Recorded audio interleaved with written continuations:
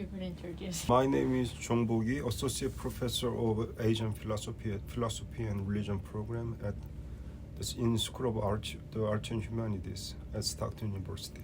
Hi, my name is Asneem, and I would like to know about the significance of Tibetan monks, who they are, and what do they do.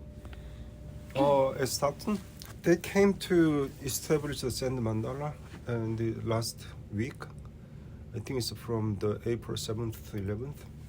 And I think that has the significant influence in Stockton because their presence itself is foreign, means that they are different. And the student and the staff and faculty saw that the difference actually makes the greater influence upon any other people at Stockton, and including local communities. And therefore, I think their presence was very significant. Could you tell me more about their life? What do they do? Could you guys speak up a little bit? Yeah, okay.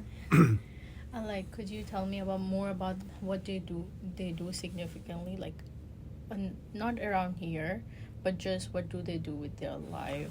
They came. Many of the Tibetan monks, they exiled with His Holiness the 14th Dalai Lama in F59 during the Cultural Revolution in China, and because when the China occupied Tibet, many monks actually escaped, and they settled down in South India and the Dharamsala and so on. And so those Tibetan monks actually came from the South India, from Depon Gomang Monastery in exile camp in South India. And they are learning for the Buddhist philosophy and ritual over 20 years, from the very young age. And that's their life. They every in the morning they do ritual and then learn and practice debate from 1 to 10 p.m. in the evening. And they go to sleep and then do it for over 20 years until they get a certain degree of learning and practice. Okay. Would you like to give any advice to someone who would be interested in knowing more about Tibetan monks?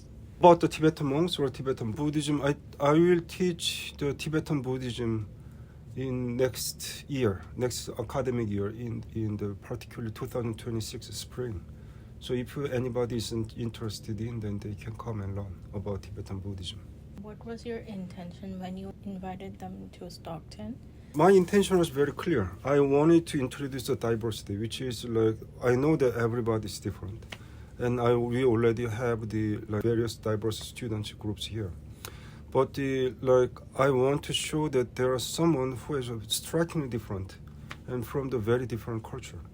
And particularly the Zen mandala is not common for Tibetan Buddhist practitioners, because that's not an annual event.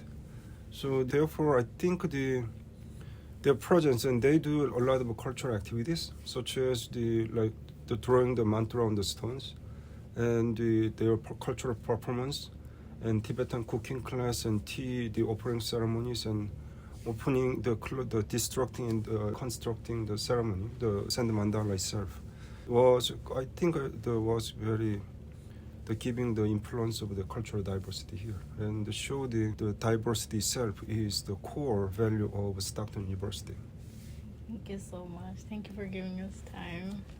Thank you. Thank you. Right. I teach Introduction to Buddhism too next fall semester. So Next fall semester. Introduction to Buddhism and Tibetan Buddhism. These courses will be where you can learn about Buddhism. Thank you very much. You're welcome. Thank you. So sorry.